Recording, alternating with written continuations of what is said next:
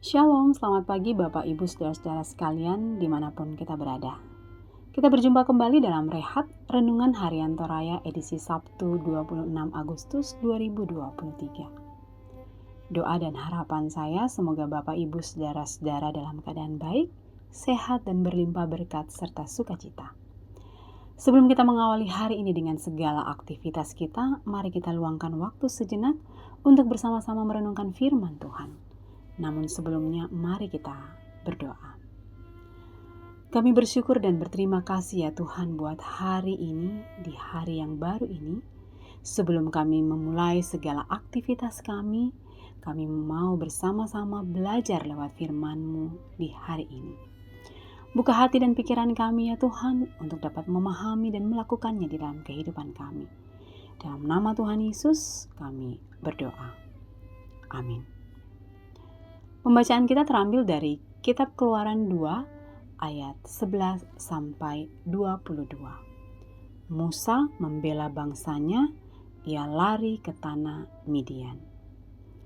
Pada waktu itu ketika Musa telah dewasa, ia keluar mendapatkan saudara-saudaranya untuk melihat kerja paksa mereka.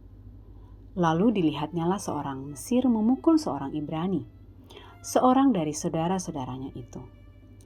Ia menoleh ke sana sini dan ketika dilihatnya tidak ada orang, dibunuhnya orang Mesir itu dan disembunyikannya mayatnya dalam pasir.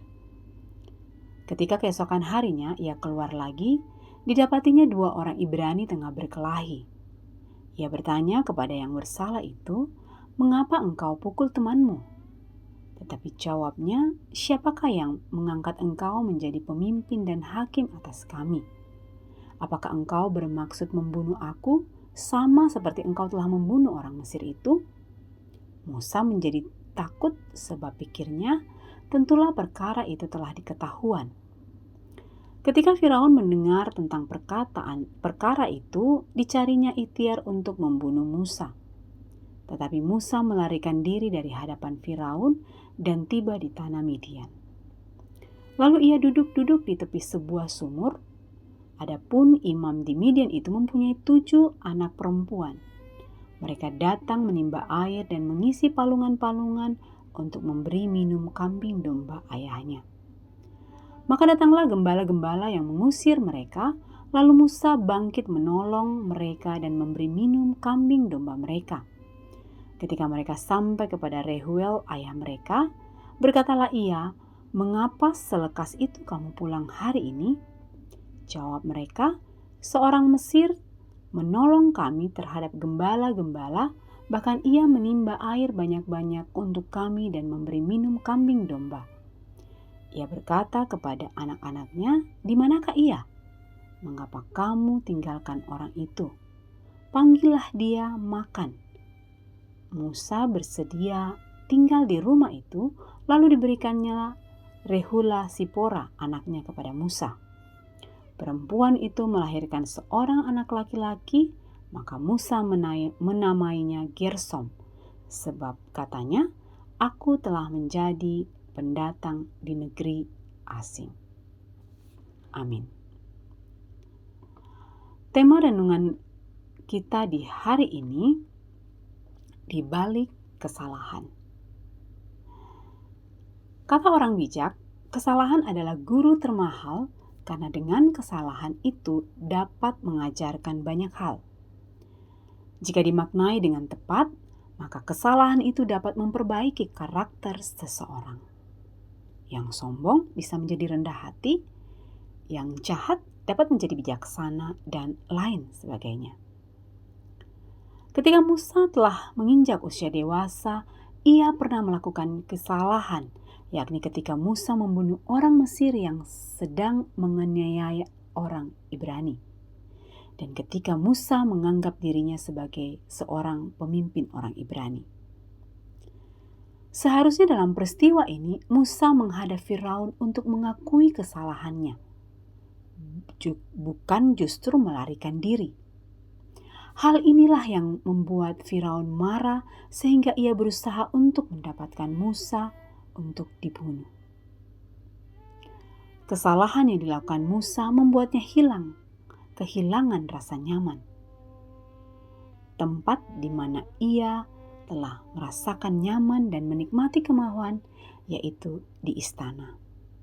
Dia harus meninggalkan tempat itu dan ia melarikan diri ke Midian. Dalam pelariannya, Allah justru membawanya kepada kehidupan yang berbanding terbalik dengan keadaan yang dialaminya di istana Firaun. Dia menjalani hidup sebagai pengembala kambing domba yang bukan miliknya, melainkan milik Imam Midian. Sesudah itu, dia menikahi Sipora, putri Imam Midian. Peristiwa ini mengajarkan Musa tentang dirinya yang sebenarnya. Dan sampai akhirnya ia menyadari bahwa dia hanya seorang pendatang yang tidak punya apa-apa. Sobat Rehat yang dikasihi Tuhan, kita mungkin pernah mengalami seperti yang dialami Musa. Kesalahan yang kita lakukan tentu sangat mengganggu, bahkan membuat kita gelisah dan takut. Tetapi yang harus kita ingat, bahwa lari dari masalah tidak akan pernah menolong kita. Mari kita belajar untuk mengakui kesalahan itu dan kita bertobat kepada Tuhan. Karena hanya Tuhan yang dapat menolong kita. Dalam 1 Petrus 5 ayat 7 dikatakan, serahkanlah segala kekhawatiranmu kepadanya, sebab ia yang memelihara kamu. Amin. Mari kita berdoa. Ya Tuhan Allah Bapa kami di dalam surga, terima kasih buat hari ini, lewat firman-Mu di hari ini mengajarkan kami bagaimana kami harus menghadapi setiap persoalan kehidupan kami.